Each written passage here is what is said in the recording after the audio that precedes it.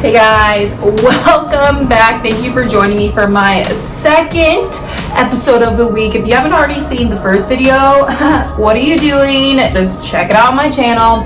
I'm doing two videos this week because it is National Eating Disorder Awareness Week. So I just thought I would put two videos out, not four, two, to spread the word of eating disorders and to talk about them a little bit more. Honestly, I just really want to open the conversation up around eating disorders because they are so prevalent. They affect 20 plus million people a year, so they're pretty serious. And if you do want to find out more, you can always head to nationaleatingdisorders.org to kind of see the resources. They're amazing. The company is NEDA, or National Eating Disorder Association, and they always put out some really awesome information. Okay, so let's get into this video for this week. As I shared on this channel before, I did have anorexia for about 8 years. That's a really long time to have such a pervasive and honestly toxic disease. And kind of what I've learned throughout my journey with anorexia and post-recovery is that eating disorders affect all aspects of your life. It's not just anxiety around food, it's your relationships, it's your concentration during work or school, it's your ability to socialize, your ability to have sexual partners, your ability to have a period if you are a woman. So all these factors compound into an eating disorder. And for me, I definitely saw that. I was talking about this with my sister the other day about kind of how eating disorders, at least in my case, affected all aspects of my life. For example, I always had to make sure that things were done at a certain time and on my time. I had to make sure that I was able to attend to my eating disorder first and foremost. And so because of that, my relationship suffered. I wasn't able to experience things to the fullest like I wish I could have. I also lost my period for almost 2 years. My estrogen levels were basically zero. And these are all things besides not eating. Yes, I avoided food, and all these other factors kind of impacted my life in a negative way. And I don't know if you guys got to this point in last week's video with my interview with Maggie. If you haven't seen it, go check it out. It was amazing.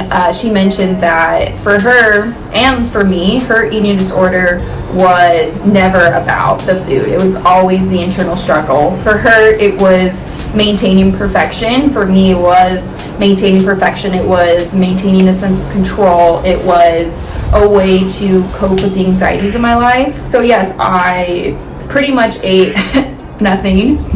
And I also had these internal struggles that just eventually became too toxic to handle. And that's why I sought out help. If you haven't already seen my video about why I decided to get help, that's kind of where I opened up about honestly why I decided to get the help that I did. And yes. It wasn't until October of 2019 when I really started to fight against his control. Now, this wasn't really my own doing. My mom pushed me to go see a therapist to talk about Chad and our issues. I was hesitant at first, but I finally relented. I did see the toxicity and had a desire to fix us. To be honest, the therapist wasn't too helpful. She merely brought up our issues, but she didn't provide a way to overcome them. I continued to stay with Chad, not because I loved him, but because I was scared of what would happen if I left him. Chad and I continued our relationship, but there was a lot of tension. He could feel me pulling away and tried so hard to make me stay. The spark was gone, but the control was rampant. Gone was our sex life, and gone was our open communication. All that was left was our pernicious routine. Finally, in February 2020, I decided to break up with Chad. I felt so miserable, alone, and out of love with Chad that I truly saw no more reason to stay with him. The writing was on the wall for a while. I just refused to read it. Yes, some days are super hard and my gut aches for missing him so much. Some days I just want to run like we used to in order to remind myself of all the good times we spent together. Other days I yearn to eat the meals we used to share. At the end of the day though, my life is so much better without him. I'm learning to love myself without Chad's influence, and maybe someday I'll fall in love with someone else. For now, I have an 8-year relationship to recover from. The story of Chad and Karina is over. and now it's time to start my own life worth living. So that's kind of like a little nutshell version of how toxic my eating disorder was in my life. I'm passionate about sharing my story because, one, eating disorders are so prevalent in the United States and in Western cultures, and two, to really hone in on the message that everybody is deserving of getting help for their mental health.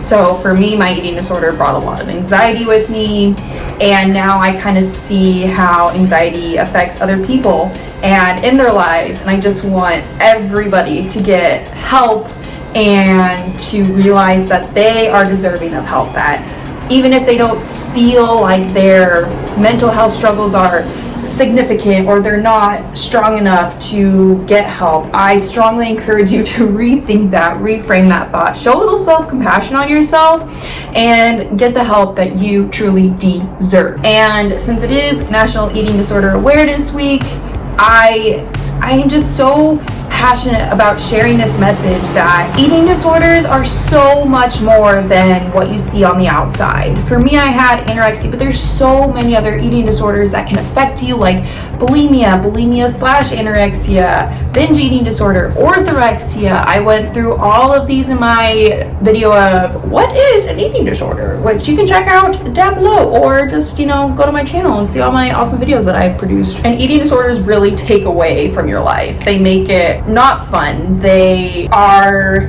a crutch. They are a coping mechanism. They are a way to calm your anxiety, to cope with past trauma. I think the biggest thing that people don't realize is that a lot of people can have disordered eating, but not a full-on eating disorder, mostly because diet culture normalizes eating less, hating your body, and finding gratification through a diet. So even if you don't have an eating disorder, maybe you follow a certain diet or refuse to eat certain foods because of what diet culture says is wrong with them. So honestly, this week I encourage all of you to go check out NEDA's website, nationaleatingdisorders.org, to kind of think about how you eat during your days, how you view yourself and your body.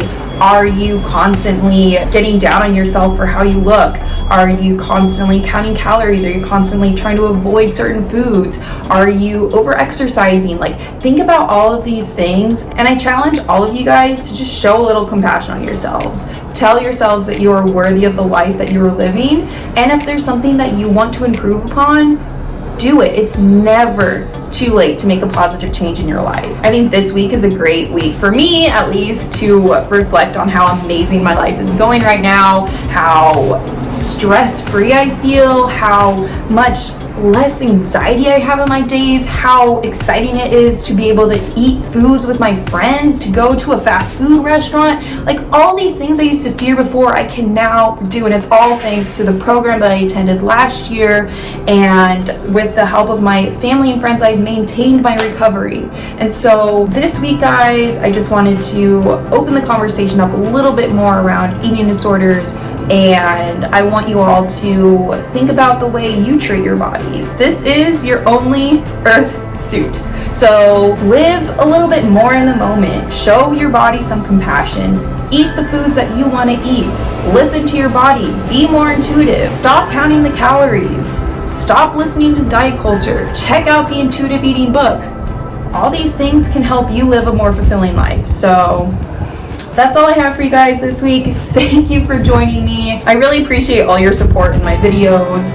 This is something I've always wanted to do, and I hope that each of my videos provides some type of wisdom or some type of motivation to improve something in your guys' lives. So thanks for joining me this week. Don't forget to hit that subscribe button. Check out all my videos from this channel, because I do go more into depth about my eating disorder stories and journey with that. So that's it for now. I'll see you guys next week. And happy National Eating Disorder Awareness Week. Yay!